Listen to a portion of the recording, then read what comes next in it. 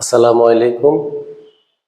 প্রিয় নবম দশম শ্রেণীর শিক্ষার্থী বন্ধুরা, আমরা ইতিপূর্বে তোমাদেরকে তোমাদের পরিমিতি মানে হচ্ছে 16 অধ্যায়ের সৃজনশীল প্রশ্ন ক এর কিছু সলিউশন দিয়েছি। আজকে আমরা আরো গুরুত্বপূর্ণ কিছু ক এর সলিউশন দিব। তো আমি বোর্ডে একটি প্রশ্ন তুলে রেখেছি, সেটি হচ্ছে একটি বৃত্তের ব্যাস ও পরিধির পার্থক্য 25 সেন্টিমিটার হলে বৃত্তটির ব্যাসার্ধ কত? তো বন্ধুরা, আমাদেরকে বৃত্ত সম্পর্কে আগে সাধারণ জ্ঞানগুলো জানতে হবে। বৃত্তের ব্যাসার্ধকে আর দ্বারা প্রকাশ করে, ব্যাস হচ্ছে ব্যাসার্ধের দ্বিগুণ, আর তার মানে হচ্ছে এখানে আরেকটা বিষয় হচ্ছে পরিধি। তাও আমরা জানি পরিধি = 2πr। তো সেক্ষেত্রে আমরা ধরে নিতে পারি, মনে করি বৃত্তের ব্যাসার্ধ সমান আর, তাহলে বৃত্তের ব্যাস হবে ব্যাসার্ধের দ্বিগুণ,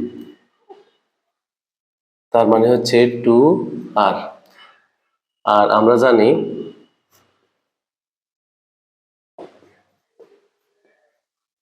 বৃত্তের পরিধি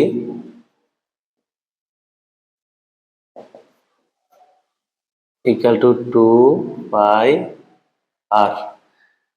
এখন বন্ধুরা, আমাদেরকে প্রথমে প্রশ্নটি বুঝতে হবে, বৃত্তের ব্যাস ও পরিধির পার্থক্য।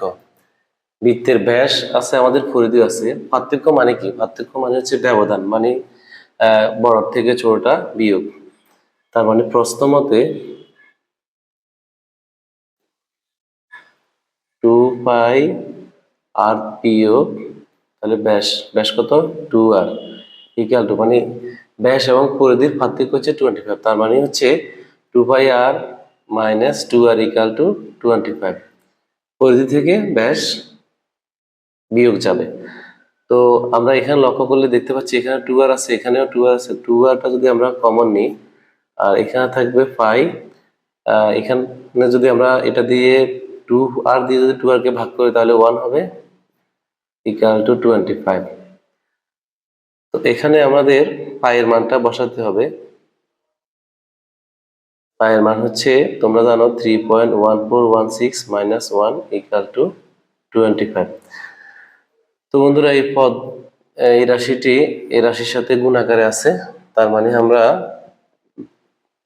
যদি এখানে 2r ইন্টু লিখি, 3.1416 থেকে 1 যদি বিয়োগ হয়, সেক্ষেত্রে 2.1416 হবে = 25। আমরা এক্ষেত্রে আমাদের বাইর করতে হবে কি, এখানে প্রশ্নটি হচ্ছে বৃত্তের ব্যাসার্ধ। ব্যাসার্ধ আর রাখলে আমরা বাকি সংখ্যাগুলোকে পক্ষান্তর করতে পারি। তো পক্ষান্তর ক্ষেত্রে গুণ থাকলে ভাগ হয়, সেটা আমরা জানি। তো সুতরাং r = হচ্ছে 25 কে এই দুটি সংখ্যা দিয়ে ভাগ করতে হবে। 2 × 2.1416 ভাগ করলে আনসারটা হবে 837। যেহেতু একক হচ্ছে সেন্টিমিটার, এত সেন্টিমিটার প্রায়। এক্ষেত্রে যেহেতু দশমিকের পরে অনেকগুলা সংখ্যা আসে, ক্যালকুলেশন করলে সেক্ষেত্রে আমরা সর্বোচ্চ 3টা অথবা 2টা অঙ্ক লিখে বাকিটা বাদ দিয়ে আমরা প্রায় লিখতে পারি। এক্ষেত্রে তুমি যদি একটা জিনিস লক্ষ্য করো, যদি দশমিকের পর 2 ঘর রাখতে হয়, তৃতীয় ঘর যদি 5 অথবা 5-এর অধিক হয়, তাহলে দ্বিতীয় ঘরের সাথে 1 যোগ করে আমরা আরো ছোট করে নিতে পারি। তো বন্ধুরা, এই ছিল আমাদের এই প্রশ্নটির সলিউশন। আমরা এখন যে প্রশ্নটি উপস্থাপন করব, সেটি হচ্ছে একটি সমবাহু ত্রিভুজের পরিসীমা 12 সেন্টিমিটার হলে এর ক্ষেত্রফল কত? তো বন্ধুরা, সমবাহু ত্রিভুজের ক্ষেত্রে আমরা জানি তিনটি বাহুই সমান। এটা যদি এ হয়, এটা যদি এ হয়, এটা যদি এ হয়, তাহলে তিনটি বাহুর পরিসীমা কি? পরিসীমা বলতে আমরা তিনটা বাহুর যোগফলকে বুঝি।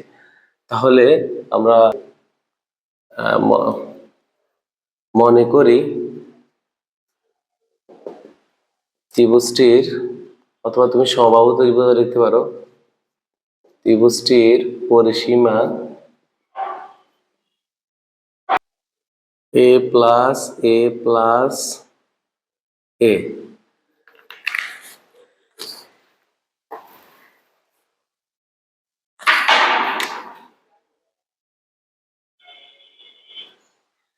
তার মানে হচ্ছে 3a।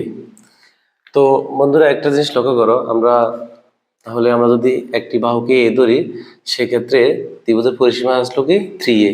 আবার আমার প্রশ্নে পরিসীমা দেওয়া আছে 12 সেন্টিমিটার, তাহলে প্রশ্ন মতে 3a = 12। এখন আমরা যদি এর মানটা বের করতে পারি, তাহলে নিশ্চয় ক্ষেত্রফল বের করতে পারবো। কিভাবে দেখো, a = হচ্ছে 12/3, তার মানে হচ্ছে 3×12, সুতরাং a = হচ্ছে 4।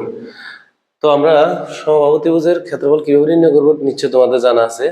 আর এক্ষেত্রে তোমাকে অবশ্যই সূত্রটা মনে রাখতে হবে। তো সূত্রটা হচ্ছে কি, √3/4 ইন্টু a স্কোয়ার। তার মানে হচ্ছে আমরা যদি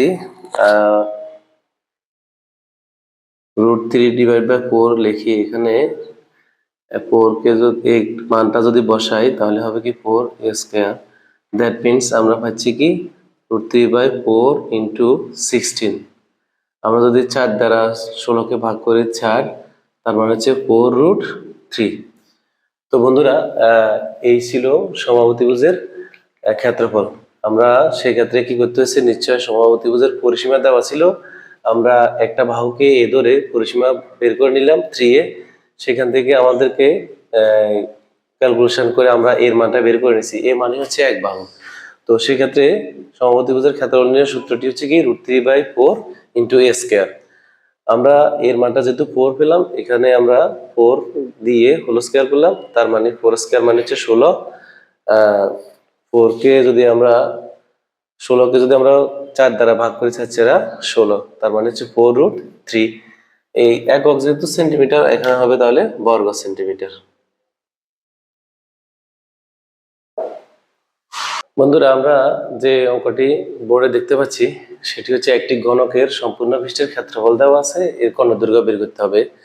তোমরা ইতিপূর্বে আমার আগের ভিডিওতে নিশ্চয় দেখছো, আমাদের সেখানেও একই রকমের প্রশ্ন ছিল, একটু পার্থক্য এক জায়গায়, সেটা আমি বলতেছি। ক্ষেত্রফল দেওয়া আছে কিন্তু কর্ণের দৈর্ঘ্য বের করতে হবে। এর আগে যে অঙ্কটা করছি আমরা, বা আগের ভিডিওতে যে অঙ্কটা করছি, সেখানে ছিল পৃষ্ঠতলের কর্ণের দৈর্ঘ্য। তো বন্ধুরা, একটু লক্ষ্য করলে বুঝতে পারবা, ঘনক আকৃতির যদি আমরা কোনো বস্তু দেখি, সেক্ষেত্রে একটা পৃষ্ঠতল আর শুধু কর্ণের দৈর্ঘ্যের পার্থক্য আছে। কর্ণের দৈর্ঘ্যের সূত্র হচ্ছে √3a, আর একটি পৃষ্ঠতল মানে হচ্ছে একটি বর্গের মতো √2a। পার্থক্য হচ্ছে এটাই। তো আমরা এখানে যেহেতু ক্ষেত্রফল দেওয়া আছে, মনে করি ঘনকটির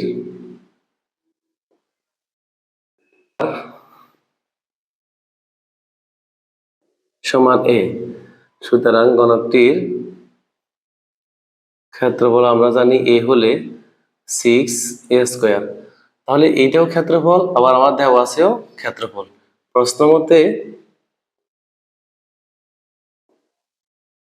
6a স্কোয়ার = আমরা লিখতে পারি 108, কারণ ক্ষেত্রফলের সাথে ক্ষেত্রফলের তুলনা করতে হবে। তো আমরা যদি এর মানটা বের করতে পারি, তাহলে কর্ণের দৈর্ঘ্য অবশ্যই বের করতে পারবো। আমি ইতিপূর্বে কর্ণের দৈর্ঘ্যের সূত্রটা বলছি এখানে। তাহলে a স্কোয়ারটা যদি রেখে দিই, আমরা 6কে পক্ষান্তর করলে ভাগ হবে। তো 6 দিয়ে 108কে ভাগ করি আমরা, 6কে 6, এখানে থাকবে 48, 6×8 = 18। তার মানে হচ্ছে a = √18। তো বন্ধুরা, √18 যেভাবে আছে এভাবে থাকলেও হবে, অথবা তুমি এটাকে রুট করে নিতে পারো। স্কোয়ার 3 স্কোয়ার করলে 9 হবে, 9×2 = 18, তার মানে তুমি 3√2 ব্যবহার করতে পারো। তো আমাদেরকে বের করতে হবে কর্ণের দৈর্ঘ্য। সুতরাং ঘনকের কর্ণের দৈর্ঘ্য,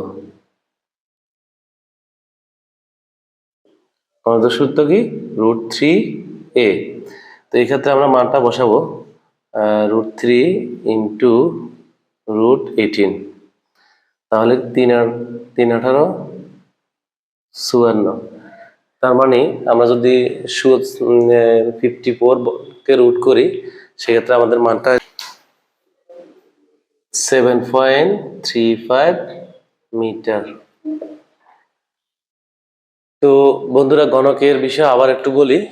ঘনকের যদি ক্ষেত্রফল দেওয়া থাকে, সম্পূর্ণ পৃষ্ঠের ক্ষেত্রফল দেওয়া থাকে, সেক্ষেত্রে তোমাকে যদি পৃষ্ঠতলের কর্ণের দৈর্ঘ্য বের করতে বলে, পৃষ্ঠতলের কর্ণের দৈর্ঘ্য হচ্ছে একটি পৃষ্ঠ মাত্র, সেক্ষেত্রে বর্গের মতো √2a। আর যদি শুধুমাত্র কর্ণের দৈর্ঘ্য বলে, তাহলে আমাদেরকে অবশ্যই খেয়াল করতে হবে যে √3 এই হচ্ছে আমাদের কর্ণের দৈর্ঘ্য। কারণ কর্ণটা হচ্ছে ঠিক এইখান থেকে এখানে, আর কর্ণটা হচ্ছে শুধুমাত্র এখান থেকে এখানে। তো বন্ধুরা, এই পার্থক্যটা অবশ্যই বুঝতে পারছো। এই ছিল তোমাদের 16 অধ্যায়ের গুরুত্বপূর্ণ ক এর প্রশ্নগুলা। এছাড়াও আরো টুকিটাকি খেয়াল করতে হবে তোমাদেরকে ভালো করার জন্য। তো আজকের মতো এই অধ্যায়ের জন্য এখানে শেষ করলাম। আল্লাহ হাফেজ।